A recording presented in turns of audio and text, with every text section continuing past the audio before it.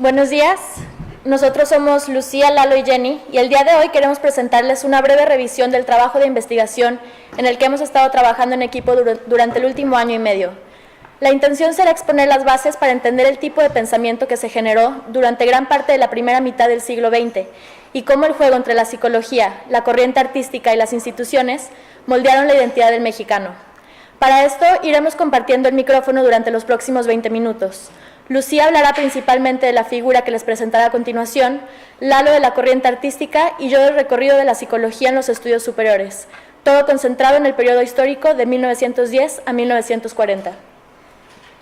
Hola, como mi compañera ya anunció, yo daré comienzo a la ponencia regresándome un poco a finales del siglo XIX para hablarles de un personaje importantísimo en el desarrollo del pensamiento mexicano. Ezequiel Adeodato Chávez Lavista nace en Aguascalientes en 1868. Creció en lo que podemos llamar la Belle Époque porfirista, y aunque no perteneció a una familia acaudalada, sí logró tener un acceso a una educación integral de corte positivista en la capital. La educación en esta época, que fue resultado de la reforma en la educación de Juárez, se basaba en la interpretación de la filosofía comteana llevada a cabo por Gavino Barreda. En palabras de Barreda, cito: "La libertad, el orden y el progreso no podrán existir en México mientras los hombres sigan explicándose mágicamente el universo". Fin de la cita.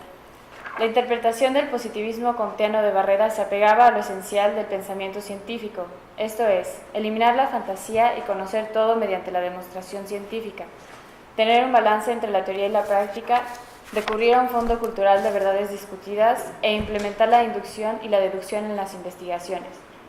El programa que estudió nuestro personaje incluía materias como lenguas extranjeras, aritmética, álgebra, trigonometría, nociones de cálculo infinitesimal, entre otras, de las cuales destaca la materia de lógica y moral. La clase tenía como objetivo, cito, tratar de formar una nueva ciencia de la moral humana y de conducir a una armonización de una vida intelectual colectiva. Barreda propone este desarrollo de la parte de la teoría sociológica incompleta de Comte, en la que la frenología es la base para estudiar los fenómenos humanos y con base de estos modificar las conductas, los hábitos y la intelectualidad de los mexicanos. Barreda, en su monismo positivista, según Cházaro, dice: la gimnasia moral se ejercitaría y desarrollaría las facultades positivas sobre lo negativo por medio de la educación.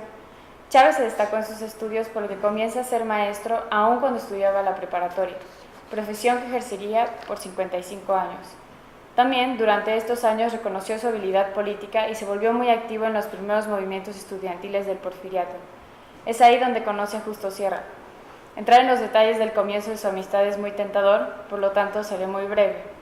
En el momento en que Chávez se disponía para tomar la clase de Historia de México con Sierra, este se manifiesta a favor del pago de la deuda inglesa, lo cual provoca el descontento de la clase intelectual, Chávez incluido. A modo de protesta, nuestro personaje se reveló con los que después se conocerían como Eliseo Altamirano, y además de marchar a la casa del maestro, se negó a asistir a su clase. Al acercarse el cierre del curso, Chávez tuvo que presentar su examen con Sierra como sinodal. En este lo sorprenderían dos cosas. La primera es que Sierra le puso la calificación máxima, y la segunda es que al Chávez querer disculparse, Sierra le dice: conozco las razones por las cuales no concurrió a mis clases, le digo ahora que las apruebo y que usted hizo bien en hacer lo que hizo. Para siempre seremos amigos. Y vaya que lo fueron, puesto que trabajaron durante muchos años para reformar la educación primaria, secundaria y superior en el país, siendo la fundación de la Universidad de México y el cambio de plan de estudios en la Escuela Nacional Preparatoria dos de sus más grandes logros. Como ya sabemos, en 1910 México pasaba por una etapa de muchos cambios, tanto políticos como económicos. En la apertura de la Universidad Nacional de México, proyecto que le tomó 25 años a Sierra haber realizado, se impartió un curso de psicosocial por uno de los profesores extranjeros invitados por Chávez, James Mark Baldwin. Se puede decir que ese fue el primer acercamiento que se tuvo a la psicología en los espacios de estudios superiores. Sin embargo, el recorrido para llegar a lo que es hoy la disciplina es mucho más largo. Chávez, como pensador, se preocupó mucho por el estudio de la psicología, en especial por entender la psicología del mexicano. De este ánimo se desprende su ensayo de los rasgos distintivos de la sensibilidad como factor del carácter mexicano. trabajo que tenía como intención ayudar a entender la raza mexicana y así poder implementar proyectos y éxitos en el extranjero en el contexto mexicano. Él dice, por olvidar a sí mismo que una institución social no es viable, sino cuando está en consonancia con el grado de desenvolvimiento de las aptitudes mentales, características del pueblo en el que se trata de implantarla. Él, basándose en el paralelismo de Titchener, distingue la sensibilidad como elemento clave para entender las tres razas que a su parecer conformaban al país. La primera, descendientes de españoles, con la sensibilidad al máximo, lo cual les daba la facultad de lograr grandes proyectos. La segunda, mestizos divididos en vulgares y superiores, los últimos considerados por Chávez como la mejor raza mexicana.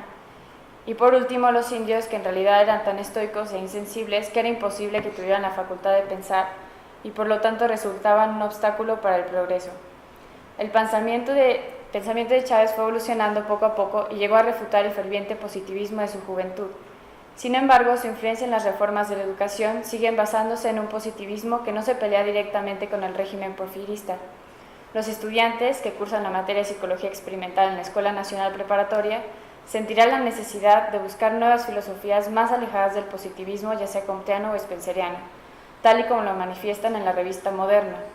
El positivismo, en un último análisis, es la selección arbitraria de la experiencia. Esto ha prohijado el actual movimiento idealista de reacción, en el que las lucubraciones metafísicas vuelven a imponerse en el ánimo universal como necesarias propensiones de la razón humana. Los ateneístas comienzan a leer a Platón, Kant, Schopenhauer, Nietzsche, Bergson, True, bueno, no estoy segura de cómo se pronuncia, James y Cross, que según Ureña fueron quienes alejaron a sus compañeros del positivismo. Cito, veíamos que la filosofía oficial era demasiado sistemática, demasiado definitiva para no equivocarse. Entonces nos lanzamos a leer a todos los filósofos a quienes el positivismo condenaba de inútiles. A finales del gobierno porfirista, en los festejos del centenario de la independencia, se llevan a cabo una serie de conferencias patrocinadas por Sierra y Chávez. Estas fueron organizadas por una agrupación estudiantil llamada el Ateneo de la Juventud, fundada por Antonio Caso, estaría integrada por Vasconcelos, Reyes, Ureña, Peña, entre otros. Las conferencias presentadas en aquella ocasión sirvieron para exponer sus inquietudes intelectuales. Ellos, a diferencia de las generaciones de científicos y modernistas, buscaban entender el contexto mexicano y las necesidades políticas de su tiempo, separándose por completo del objetivo de educación que se había tenido hasta entonces. El grupo pasaría a llamarse el Ateneo de México en los años posteriores a la Revolución y de él saldrían la mayoría de los políticos más importantes de este periodo de nuestra historia. Compadrismos en la historia de México hay muchos, pero no de los de ahora, no de los de favores para el enriquecimiento o reconocimiento. Los del inicio del siglo XX son compadrismos de formación, de confrontación y edificación. Chávez fue el padrino del Ateneo, y del Ateneo nació la importancia de los nombres, entre algunos otros, de Alfonso Reyes, Pedro Enrique Sureña, Enrique González Martínez y José Vasconcelos.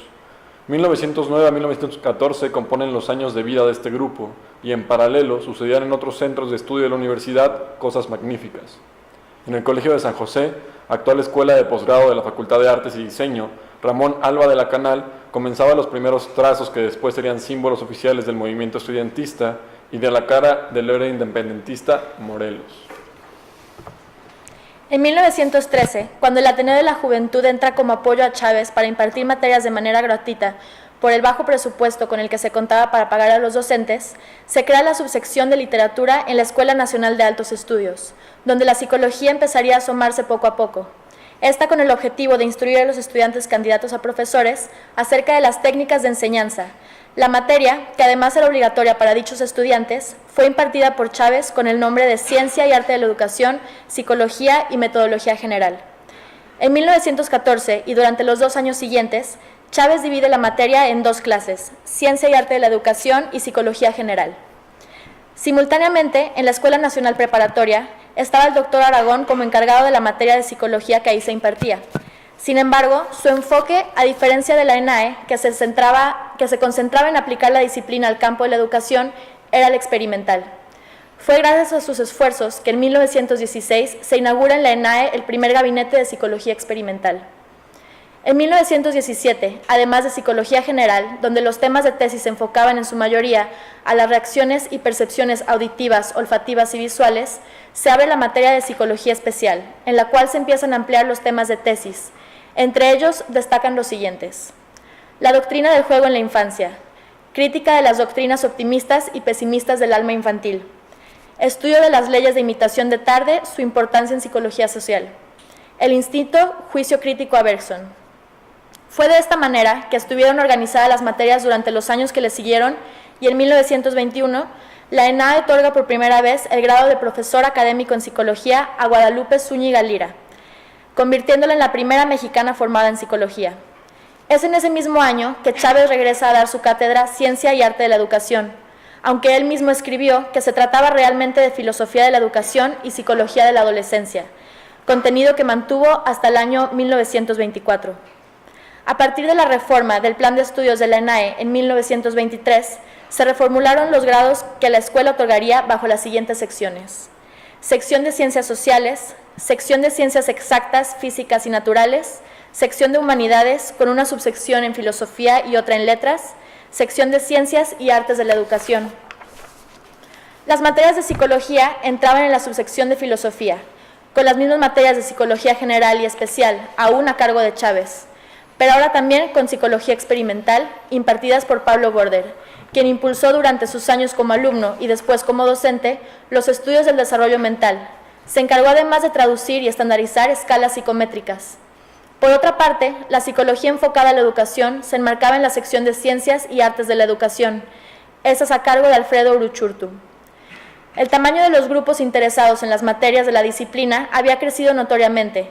De ser 6 alumnos inscritos con Aragón en 1916, 11 años después estarían inscritos 103 estudiantes en la materia de Guadalupe Zúñiga.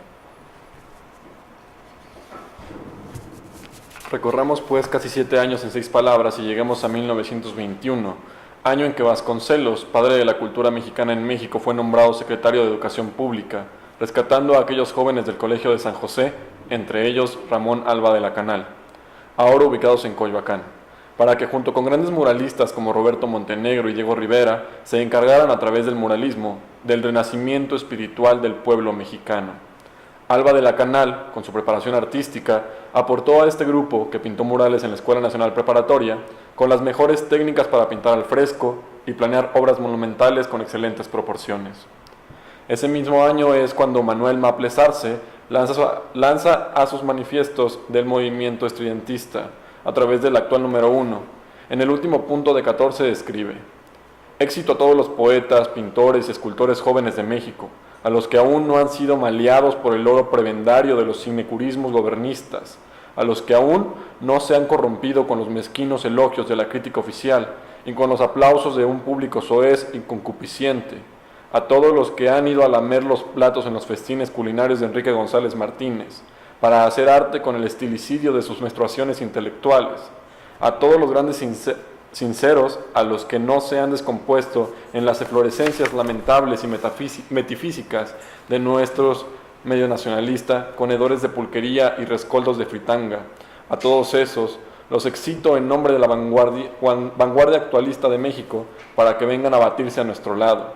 Como Zaratustra, nos hemos librado de la pesadez, nos hemos sacudido los prejuicios. El grupo estridentista se caracteriza por su constante desapego a las reglas y al institucionalismo. Querían, con aquellos alumnos del 12, del San José, que la enseñanza y la proliferación de lo artístico no se limitara a 4 paredes. Los estridentistas consiguieron su auge en Veracruz a través de la revista Horizonte, pero terminaron sucumbiendo al sistema político, al ser considerados creadores de propaganda para el gobernador del estado de aquella época, Heriberto Jara. El movimiento sucumbió a la caída de Jara como gobernador. Los retazos de los estridentistas conformaron el grupo 30-30, liderado por Alba de la Canal. Mientras el movimiento iniciado por Arce tenía su auge y caída, otros intelectuales más ligados al Ateneo y al movimiento vasconcelista estaban en su época de formación. Del 20 al 32, los contemporáneos acompañaban el deseo vanguardista de los estridentistas, pero desde una visión de un grupo sin grupo, un grupo de soledades o un grupo de forajidos, como menciona Villaurrutia, Torres Bodet y Jorge Cuesta. Es decir, ellos se formaron mientras que el Ateneo luchaba en las revueltas políticas de la Revolución, Ellos querían universalizar el saber mexicano para dar a conocer las manifestaciones contemporáneas del arte, de abrir el camino para el conocimiento de las literaturas extranjeras. Finalmente, esta etapa de enseñanza que estuvo dominada por Chávez y Aragón terminaría entre 1938 y 1939 con la creación de la sección de Psicología en la Facultad de Filosofía y Letras, donde se aprueba también la posibilidad de obtener el grado de maestro en Psicología.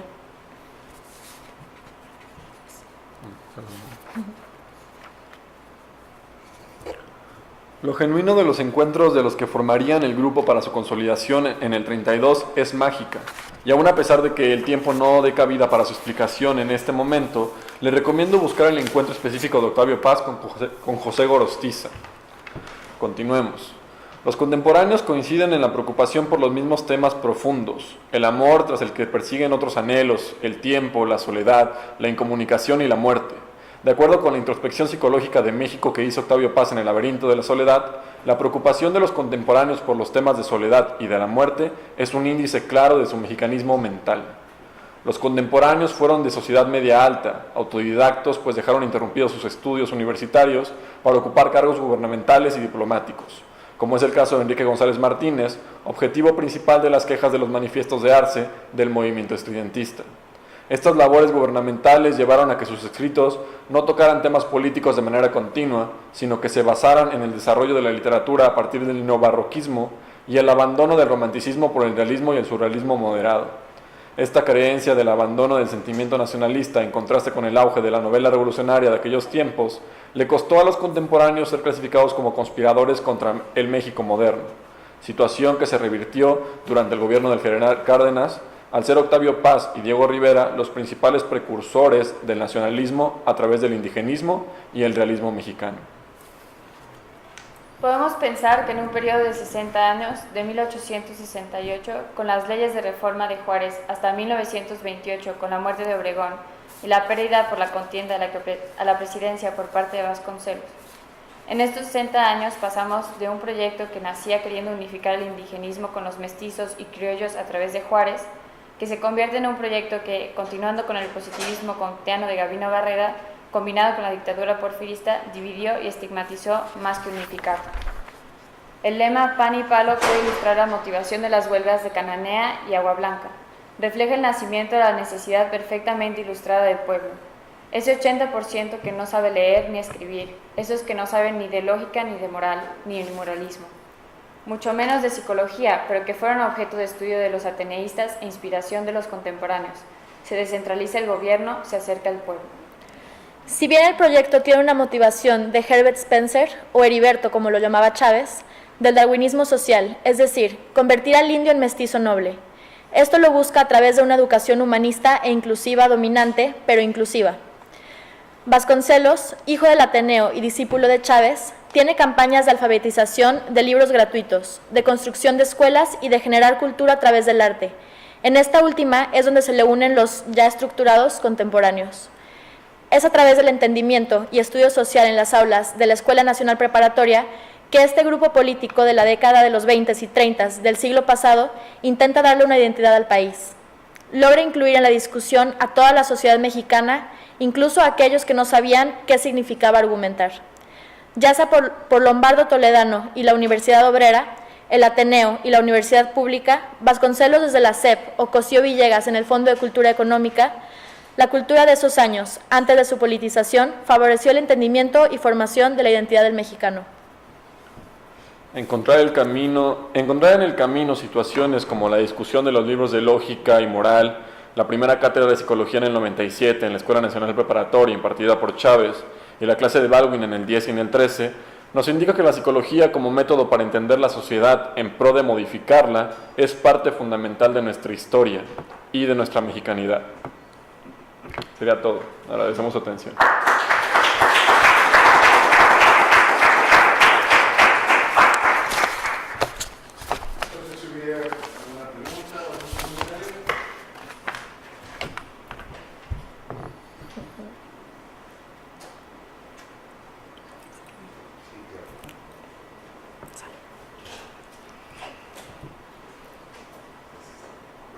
Me sorprende lo que tú decías al principio, contrasta lo que decías acerca de esta como distancia que van, o dificultad que van teniendo los alumnos por interesarse por la historia con el trabajo que hacen muy detallado, ¿no? Es un comentario, creo que ahí está los frutos de su trabajo y también como la posibilidad de pensar, y esa sería como una, pues no sé, no me gusta dar consejos, pero bueno, a veces uno cuando va envejeciendo ya no me puede evitar. No sé si es un consejo, pues, es una preocupación, más bien no es un consejo, es lo que nos ha servido a nosotros, creo que sirve más decirlo de esa manera. Carlos Olivier está enterado de esto, ¿no? Lo que nosotros hemos hecho es plantear cómo nos interesamos por la historia. Creo que a lo mejor implícitamente ustedes lo están haciendo y creo que está ahí, o no sé si explícitamente lo hacen, es las problemáticas historiográficas, o sea, el historiador no es neutro, hay una historia para qué, como aquel clásico libro de Pereira. Entonces, eso creo que jala a los alumnos, ¿no? Eso los libros de historia que han leído hasta la fecha no va implícito una visión del mundo, una visión política como claramente se expone ahora.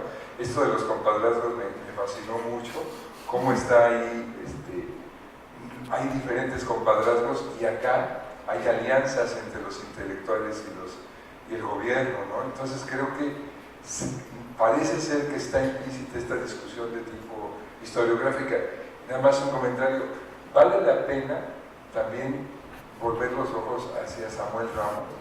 Ese es un autor que a nosotros nos ha gustado mucho porque nuestra intención nuestra relación con el psicoanálisis nos llevó a ver qué tipo de lectura hacía del psicoanálisis y cómo lo enganchaba con la problemática de lo mexicano, ¿no? Y creo que viene muy bien por esta relación con la educación que está proponiendo explícitamente Samuel, ¿no? Felicidades, es un trabajo bastante interesante. Gracias. Gracias. Pues continuamos con la última mesa. ¿No? Muy bien. Gracias. Pues vamos. Listo. Venga.